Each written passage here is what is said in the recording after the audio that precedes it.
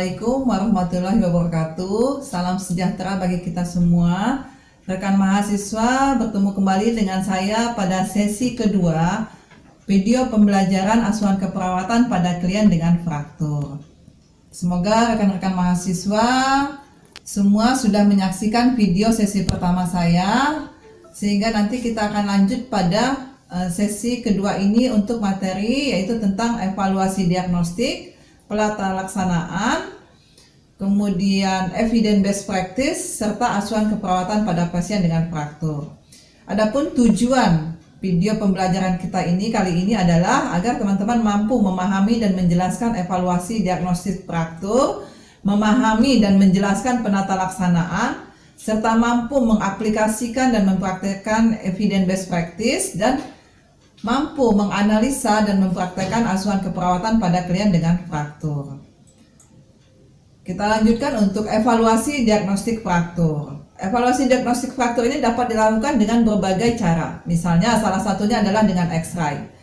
X-ray atau fotoronsen ini dilakukan untuk melihat bentuk patahan atau keadaan tulang yang cedera, menggambarkan bagaimana kepadatan tulang, erosi tulang, serta apakah ada cairan, penyempitan, dan ada perubahan struktur sendi. Kemudian ada pemeriksaan diagnostik tentang untuk mengetahui bagaimana rincian bidang tertentu. Itu dapat kita lihat dengan menggunakan bone scan, tomogram atau MRI. Selanjutnya juga kita lakukan arteriogram di sini bila ada kerusakan pada sistem vaskular. Untuk pemeriksaan laboratorium sendiri, kita lakukan pemeriksaan CCT, di mana pemeriksaan CCT urin ini kita lakukan untuk mengetahui ketika terjadi banyak kerusakan otot. Kerusakan otot ini kita bisa lihat dari CCT urin, di mana kadarnya dia akan sangat menurun, karena otot sendiri merupakan tempat perpecahannya dari kreatinin. Kemudian kita lihat darah lengkap, leukosit, eritrosit, albumin, HB, kemudian LED-nya bagaimana. Nah, ini adalah evaluasi diagnostik pada klien fraktur yang biasa kita lakukan. Tidak semua ini bisa kita lakukan, tetapi bisa salah satunya apabila sudah yakin satu dari penunjang ini kita dapat menangani pasien, kita tidak melakukan semuanya. Kemudian untuk penata laksanaan fraktur sendiri itu ada reduksi, imobilisasi, dan rehabilitasi. Di mana reduksi ini ialah merupakan prinsip untuk mengembalikan fragmen tulang pada kesejajarannya dan rotasi anatomi. Reduksi ini ada dua, yaitu ada terbuka dan tertutup. Terbuka itu dilakukan pada kondisi di mana ditemui suatu kondisi yang memerlukan tindakan pendekatan pembedahan, seperti pemasangan pen, kawat, skrup, atau plate. Sedangkan untuk reduksi tertutup dilakukan untuk mengembalikan fragmen tulang ke posisinya melalui manipulasi dan traksi manual, seperti halnya dengan penggunaan gips atau bidai. Yang ketiga adalah dengan imobilisasi. Imobilisasi dilakukan setelah reduksi dilakukan untuk mempertahankan posisi dan kesejajarannya sampai proses penyembuhan. Tulang yang dimobilisasi dilakukan fiksasi, di mana fiksasi ini dapat diberikan secara eksternal maupun internal. Tahap yang ketiga adalah rehabilitasi. Rehabilitasi ini dilakukan untuk mengembalikan dan mempertahankan fungsi tulang.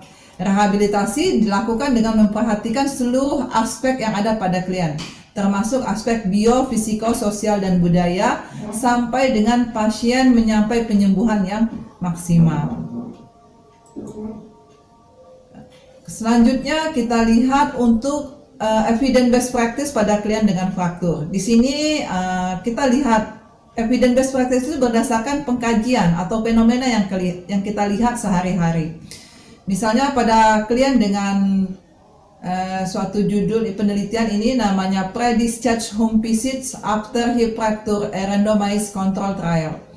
Ini adalah suatu penelitian yang dilakukan untuk melihat bagaimana home visit sebelum pasien pulang itu dapat efektif mengurangi angka kejadian jatuh dan menurunkan angka rawat ulang. Penelitian ini dilakukan terhadap 30 pasien pasca operasi fraktur panggul. di mana penelitian ini dilakukan oleh peneliti karena banyaknya pasien yang dengan fraktur tulang panggul itu menjadi jatuh dan menjalani rawat ulang. Tetapi setelah dilakukan home visit, angka rawat ulang ini dapat berkurang. Dan untuk di Indonesia sendiri, evidence based practice ini sangat mungkin kita lakukan, khususnya dengan melibatkan perawat-perawat yang ada di komunitas. Jadi sebelum pasien pulang, kita kunjungi dulu rumahnya. Bagaimana kondisi rumahnya, kita kaji lebih jauh, kemudian kita siapkan pasien, keluarga, sehingga mengurangi resiko terjadinya rawat ulang atau bahkan komplikasi sampai dia fraktur kembali. Selanjutnya adalah untuk asuhan keperawatan pada pasien fraktur sendiri. Kita tahu bahwa asuhan keperawatan itu melalui proses keperawatan yang terdiri dari pengkajian, diagnosa keperawatan, intervensi, implementasi, dan evaluasi, di mana seluruh proses keperawatan ini ditujukan dalam rangka meningkatkan status kesehatan pasien dengan fraktur.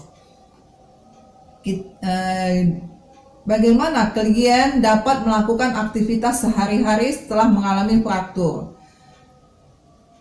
Baik, kita lihat untuk tahap pengkajian. Pengkajian di sini kita lakukan melalui anamnesis. Kita lakukan anamnesis mulai dari identitas klien, keluhannya seperti apa, kemudian riwayat kesehatannya, apa yang menyebabkan dia jatuh, bagaimana sebelum dan sesudahnya, apa yang terjadi. Kemudian kita lakukan pemeriksaan fisik. Kita lihat kondisi fisik secara keseluruhan, kita lakukan inspeksi terlebih dahulu, kemudian kita auskultasi, kita perkusi, dan kita lakukan palpasi. Kenapa kita inspeksi terlebih dahulu? Ini untuk mencegah terjadinya perubahan posisi pada tubuh apabila kita lakukan palpasi yang terlebih dahulu. Ini akan meningkatkan nyeri klien sehingga data yang kita dapatkan tidak dapat maksimal. Selanjutnya ialah kita lihat evaluasi diagnostik. Di sini kita lihat untuk pemeriksaan radiologinya serta untuk laboratoriumnya. Dari seluruh data yang kita dapatkan, kita simpulkan, kita kelompokkan menjadi data subjektif dan data objektif. Kita kelompokkan kembali, dan ini bisa kita lihat juga dalam kita kelompokkan menjadi data subjektif dan data objektif. Berdasarkan data subjektif dan objektif tersebut, kita dapat menebarkan suatu diagnosa keperawatan.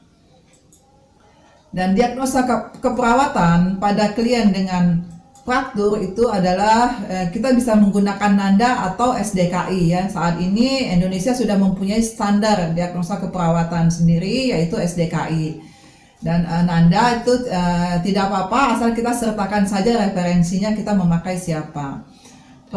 Diagnosa yang biasa muncul pada klien dengan fraktur adalah biasanya nyeri akut berhubungan dengan spasme otot, gerakan fragmen tulang, edema, cedera. Kemudian hambatan pertukaran gas, ini berhubungan dengan perubahan aliran darah, biasanya ada emboli, kemudian ada perubahan membran alveolar, ini terutama pada adanya edema paru. Kemudian ada hambatan mobilitas fisik, ini berhubungan dengan kerusakan rangka neuromuskular. Kemudian adanya gangguan integritas kulit, ini biasanya pada fraktur terbuka. Kemudian ada risiko infeksi, ini juga dikarenakan adanya ketidakadekuatan pertahanan primer atau adanya kerusakan kulit. Trauma jaringan lunak, bisa juga karena prosedur invasif, adanya traksi. Dan biasanya diagnosa selanjutnya adalah kurang pengetahuan tentang kondisi, prognosis, dan kebutuhan pengobatan. Diagnosa ini hanya yang biasa muncul pada klien dengan fraktur, tetapi tetap untuk menegakkan suatu diagnosa kita lihat terlebih dahulu dari data objektif dan subjektif yang kita lihat secara aktual maupun potensial ataupun resiko pada pasien yang kita rawat.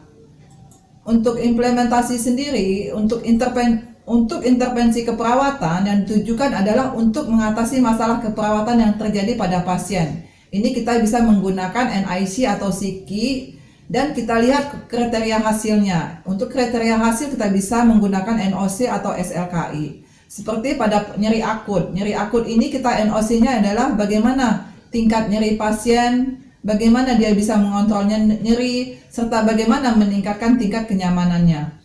Nah, untuk kriteria hasilnya kita lihat di sini ialah klien mampu mengontrol nyeri. Dia tahu penyebab nyerinya apa, mampu menggunakan teknik non-farmakologi untuk mengurangi nyeri. Dan selanjutnya, setelah intervensi kita tegakkan, selanjutnya kita melakukan implementasi. Implementasi ini merupakan pelaksanaan dari intervensi keperawatan yang telah kita buat. Dan dari berdasarkan Siki sendiri itu kita memakai Siki di sini ya, ada tindakan itu seperti observasi, terapeutik, evaluasi, dan kolaborasi. Ini teman-teman bisa lihat untuk kita pisahkan tindakan observasinya apa, tindakan terapeutiknya apa, evaluasinya apa, dan kolaborasinya apa. Ini kalau kita memakai Siki. Sedangkan untuk NIC sendiri sebetulnya dia tidak memisahkan mana tindakan observasi, mana tindakan terapeutik, dan mana tindakan evaluasi maupun kolaborasi. Kita bisa pilih salah satu semuanya, mana yang lebih mampu kita laksanakan di lapangan. Baik, demikian video pertemuan kita sesi kedua ini, yaitu sesi terakhir dari asuhan keperawatan pada klien dengan fraktur. Semoga bermanfaat dan teman-teman semua dapat memahami dan dapat mengaplikasikan asuhan keperawatan pada klien dengan fraktur ini di lapangan nanti ketika teman-teman bertemu dengan pasien. Saya ucapkan terima kasih. Wassalamualaikum warahmatullahi wabarakatuh.